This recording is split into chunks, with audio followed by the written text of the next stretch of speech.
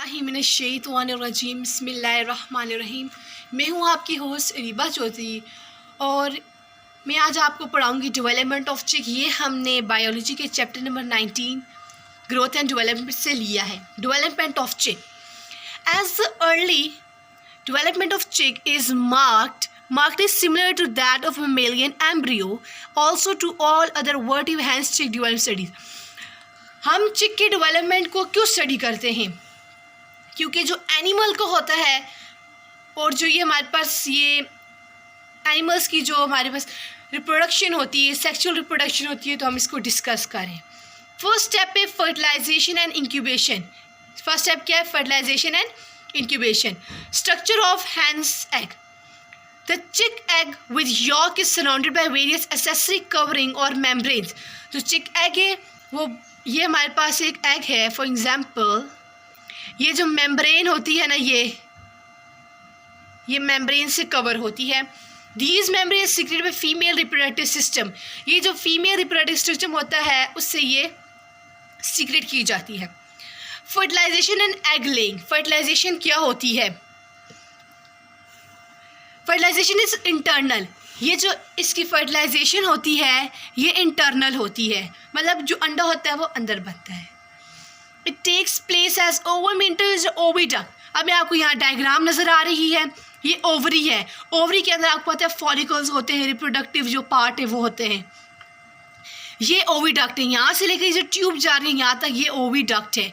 ये जो ओवम है इसके ओवरी के अंदर ओवम है, ओवम ओविडक्ट से पास होगा। First of all ovum enter into the oviduct. The egg passes through shell glands. अब यूट्रस के अंदर ग्लैंड्स होते हैं, शेल ग्लैंड्स है। यहाँ क्या है? शेल ग्लैंड्स है।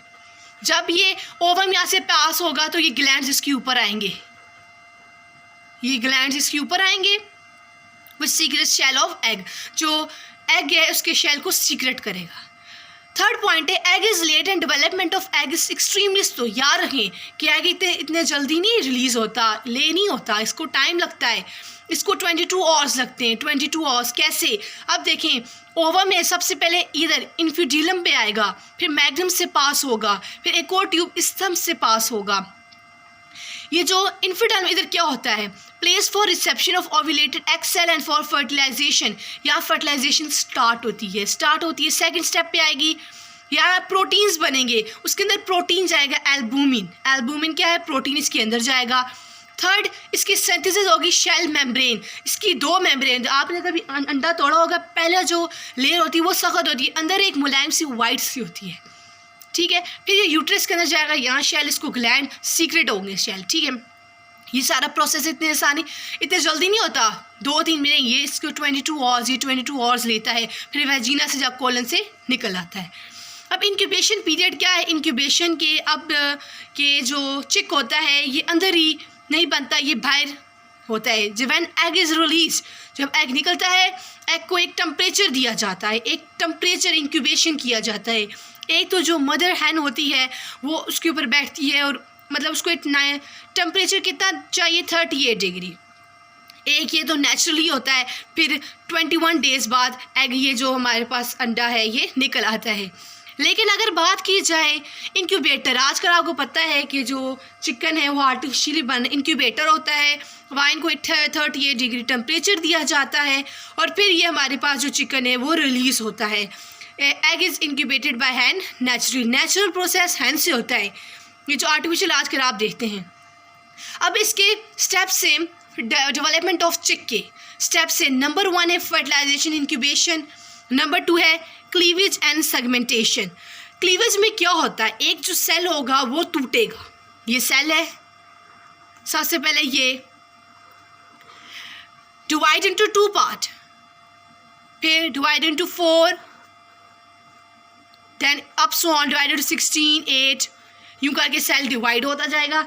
इधर देखिए definition, the series of mitotic division after fertilisation of egg is called cleavage.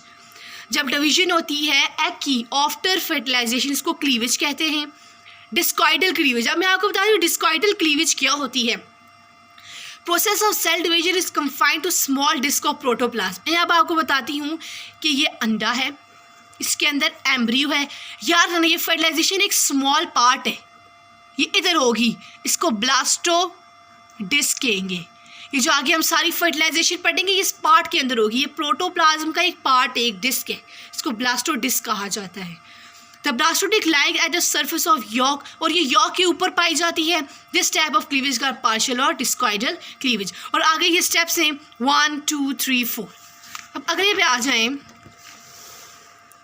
इधर पैटर्न ऑफ क्लीवेज। ये भी अभी मैं आपको बताया पहले, the first 2 cleavage planes are vertical. मैं आपको अपने पहले ये है, फर्स्ट आर वर्टिकल, 3 रन्स, फिर अगली हॉरिजेंटल है, यूँ कटिंग हो रही है और ये ब्लास्टोमर्स बन रही हैं। ये क्या बन रही हैं? फिर ये सेल जो डिवाइड होंगे ये क्या बनेंगे? ब्लास्टोमर्स। ये सेल्स की डिवीजन हो रही है। इसके बाद है मोरूला। मोरूला में क्या होगा? ये जो सेल्स रहेंगे ब्लास्टोमर्स के, इनको मोरूला कहेंगे।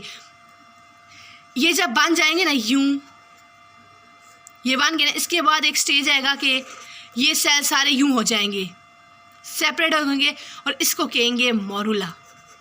कंपैक्ट मैस ऑफ सेल्स, ये मैस है सेल्स की, इसको मोरूला कहेंगे। लेयर्स होती है मोरूला की, लेयर्स होती हैं, ठीक है। layers forming morula consists of disc shaped mass of cells which are 2 or more layers। 2 layers बनती हैं, इसलिए इनको ब्लास्टोडर्म कहते हैं। 2 layers बन रही हैं, ये होगी, हमने छोटा पार्ट लिया, 2 layers बनेंगे, एक ये और एक ये, इसको कहेंगे ब्लास्टोडर्म। स्मॉलर सेल्स भी होते हैं, लार्जेस्ट भी होते हैं। स्मॉलर जो होते हैं वो सेंटर में लाई करते हैं, और जो लार्जर होते हैं वो पेरिफेरल में करते हैं। ये 4th है, हम यहाँ 4th पे ही स्टॉप करेंगे। ब्लास्टूला में क्या होता है? Stage of embryo with segmentation, cavity, blastocoel. अब मैं आपको बताती हूँ, ये एक, अब ये देखें, ये हमने लिए थी 2 लेयर, एपीब्लास्ट, हाइपोब्लास्ट, ये यॉक है। ये आगे तो यॉक के ऊपर एक पोर्शन है ब्लास्टोडिस्क, उसके अंदर ये हम प्रोसेस कर रहे हैं। अब इधर क्या बताया गया ये आप देख सकते हैं, stage of embryo with segmentation, cavity, blastocoel. अब यहाँ कैविटी आएगी एक, ब्लास्टोसील। यहाँ एक कैविटी है between the yolk and this, इसको कहते हैं ब्लास्टोसील। क्या कहते हैं? ब्लास्टोसील। ब्लास्टोडर्म में यही वो है, जोन ऑफ जंक्शन।